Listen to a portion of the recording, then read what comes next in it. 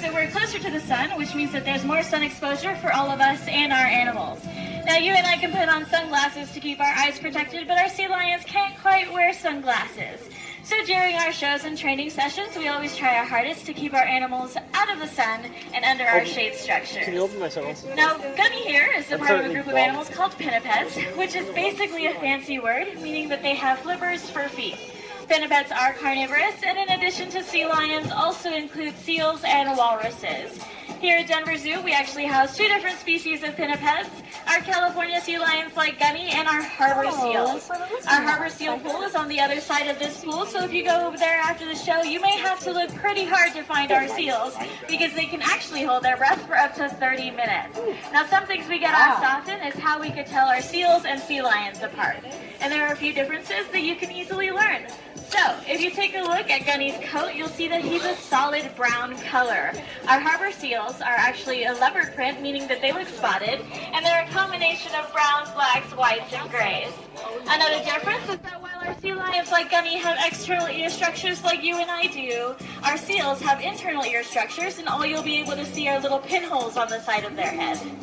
And the last difference is going to be those large front flippers that you see on Gunny that he's showing off for you now. While these guys use these front flippers to swim through the water quickly, our seals rely on their hind flippers to move through the water. And something else that you might notice if you go check out our seals is that they have nails on their front flippers, unlike our sea lions. So be sure after the show to go around to the other side of the pool and see if you can test your knowledge on the differences between seals and sea lions. Now, Gunny here is quite unique and has his own personality. He is our youngest and smallest sea lion here at Denver Zoo. He is roughly 200 pounds, and he is so full of energy. So you'll often find him wrestling with the other boys here. And he is actually the son of two of our sea lions that we have, Lucy and Nick. He also lives here with his sister, Addie. So, Gunny is super social, and he has a very special place here with our group of animals, just like I'm sure you guys have a very special place within your families. So how many of you guys came to the zoo with your family today? Woo! All right, awesome. That's great. So Gunny is going to be taking his leave soon, but we are going to have two other sea lions joining us. So the next sea lion that hopefully will be brought out is Lucy. So Lucy is his mom, like I mentioned before, and she is our oldest and wisest sea lion here at Denver Zoo. She is 17 years old, and she is also roughly 230 pounds. So you'll notice the females are actually kind of the size of the younger males, but the male sea lions can grow up to 600 to 800 pounds. So Nick hopefully will come out at the end, and you'll get to see the size difference there. So, do we have any guesses on what seals and sea lions eat? Fish. Fish? So does that mean we should order a pizza? No, of course not. Our sea lions eat fish and a lot of it. A full-grown male California sea lion can eat up to 50 pounds of fish every day. That's like you or me eating 200 cheeseburgers in one day. Anyone think they can do that? No, I didn't think so. So, in a while, again, we're going to see Lucy. But something that Lucy loves to do is swim. And just like I'm sure you guys like spending the afternoon by the pool, so do our sea lions. And they have super awesome abilities to be able to move really, really fast and jump really high out of the water. So, seafood conservation is something really important to us here. Do you guys like seafood too? All right, so maybe later I'll tell you some ways that you guys can help keep our ocean ecosystems healthy. So again, Lucy here loves to swim, and sea lions can actually reach speeds of 20 to 25 miles per hour. So let's see if you guys can check her out as she shows off for you. She swims fast. How do you see her?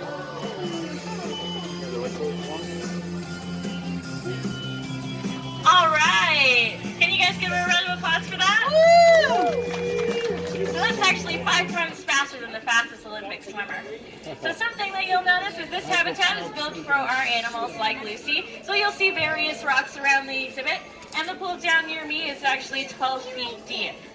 So these guys can use these water and these rocks, and they huddle out and they can sleep, and they can often be seen wrestling or sleeping on the rocks. So by using this water, they're able to usually jump out of the water 8 to 10 feet, and they use that awesome jumping ability as well as the fast swimming that you saw before to escape their top 2 predators, killer whales and sharks. So let's see if she wants to show off for you guys. Oh, okay, maybe not. Well, everything that we do here is completely voluntary, so if she doesn't want to, she doesn't have to, but we'll see if she's willing to try again. Here she goes. All right. Well, everything that we do here is voluntary, and so they get a fish reward when they do things correctly. And that's okay if they don't want to participate with certain things. We don't force them to do anything they don't want to do. But there are other ways that you guys can totally help with sustainable seafood choices, and that is like by helping by getting a seafood watch card. You can grab one from myself or Steph up here on the platform, and these cards allow you to choose the most sustainable seafood found in the green column of the card. And this is really important to us here is because 3 of our 6 California sea lions are rescues. So by choosing this stuff, we help avoid harmful fish catching practices, and we can leave more sustainable fish in the ocean and for our sea lions here in the zoo.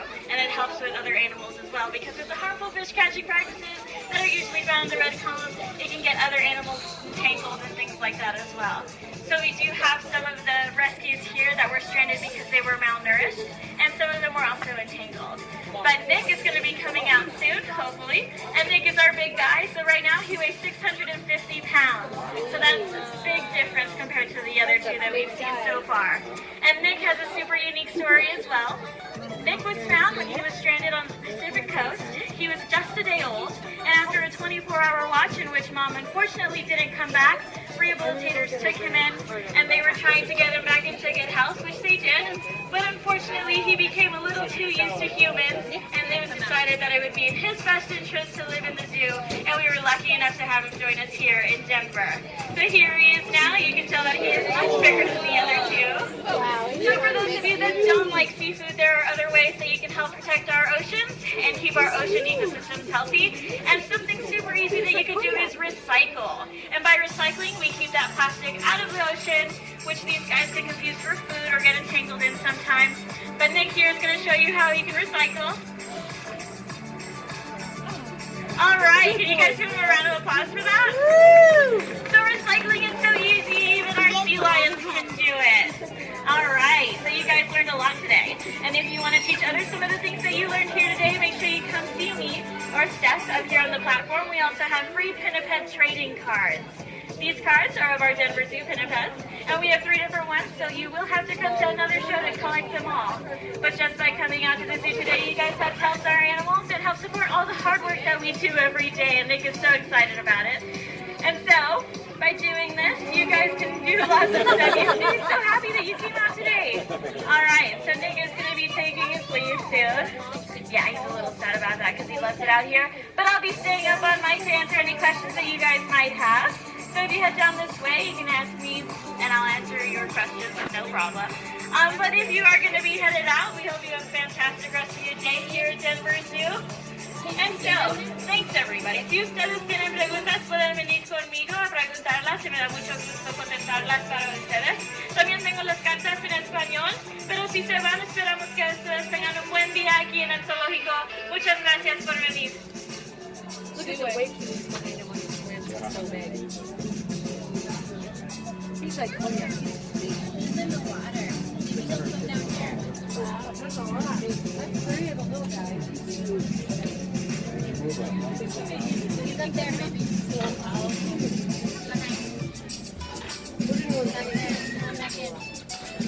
Have about a little over 600 muscles in our whole body. So they can actually, like I said, be very gentle with it or very strong with it. They can pick up something as heavy as a 500-pound tractor tire with their trunk.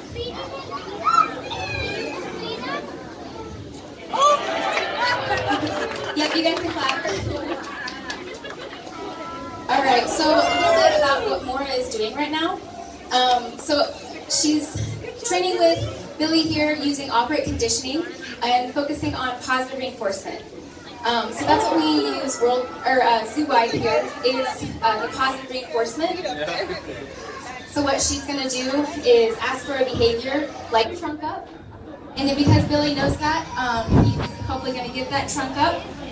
And then she's going to bridge with a whistle.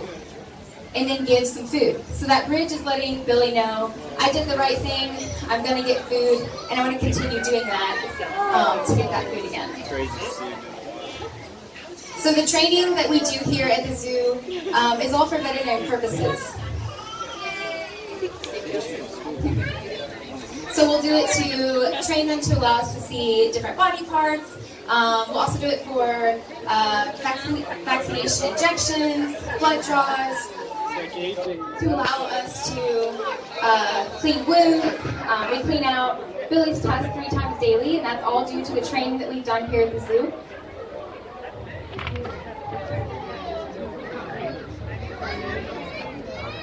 We also do it for physical therapy, just because in their natural setting, elephants are typically going to walk upwards of 20 miles a day. So we want to make sure they're getting all the exercise they need. So we may ask them to stretch down behaviors, or like the trunk up you saw, or even stretching out their legs. This is all really good kind of yoga, physical therapy for them. All right, well, I'm going to go ahead and hand over the mic to Evan, and he's going to talk to you guys a little bit about conservation of the Asian species. Hey guys, so we talked a little bit about the differences between African and Asian elephants earlier. One of the big ones is their status on the endangered species list. So African elephants are threatened, and then Asian elephants are endangered. And there is a big difference between the two. Threatened is a little bit better. They're both bad, but threatened is a little bit better than endangered. So African elephants, there's about 300,000 left in the wild. So it seems like a lot, but we're actually losing 96 a day to poaching for their ivory tusks. That adds up to 30,000 a year. So that's good math. That's unsustainable. So one thing we can do for African elephants is just stop buying ivory. Everybody thinks, oh, that's something that doesn't really occur here, but America is actually the second biggest importer of illegal ivory in the world. So if you just see ivory, don't buy it, and that's the biggest thing we can do to help out those African elephants. But for Billy here and all his cousins in Southeast Asia, we can do another simple thing. So their biggest threat is deforestation. And that happens for a number of reasons. There's just a lot of people a lot of population growth in that area, but also one of the big reasons is palm oil. Has anybody heard of palm oil? A couple nods. Well, if you haven't, palm oil is a filler product that we use in about 50% of products that you find in the grocery store. Anything from peanut butter, cakes, cookies, cleaning supplies, cosmetics, anything like that. And we just kind of throw it in there to take up space. It doesn't really serve a purpose most of the time. So one thing that we can do is that just choose a product that doesn't have palm oil in it. So if you go home, if everybody here goes home and picks one item that they find in their pantry that has palm oil in the ingredients list, and it goes by other names too. So anything with that palm word in it is just another name for palm oil. But if we all pick something that has palm oil in it and just get rid of it, we can pick something that is very similar product. Like peanut butter is a good one. A lot of peanut butter has palm oil. All natural peanut butter just has peanuts and salt. So if you just make that one change, it tastes the same. But we all do that, it makes a big difference. Because the main reason that we're having all these palm oil plantations put up is just because that demand for palm oil is increasing. And then when we put up those plantations, it destroys their homes where Billy and all his cousins live. So if we can do that, then we can give these guys a better chance out in Southeast Asia. And there's an easier way for us to do that too. So our friends down at the Stockshine Mountain Zoo, they developed an app where you can just take a picture of the barcode of any product, and it's going to show you if that item is good, has no palm oil in it, if it's using sustainably sourced palm oil, or if it's not good at all. We shouldn't purchase it. So we can help you download that app. If you just search in the App Store for palm oil, it's going to be the first one that pops up. It's a little silhouette of an orangutan. You can just download that really easily. Or we got some cards that we can hand out and help you download it out at the front. But we're going to wrap up this training session here today. We're going to be hanging out up at the glass if you guys want to come talk to us about conservation of elephants. Just want to give us some good stories that you might have about elephants, or just want to ask more about them. We'd love to hear anything you have to say. But I'm going to get off right now. And thanks for coming out to the demo today, and have a good rest of your day at the Denver Zoo, where education comes alive.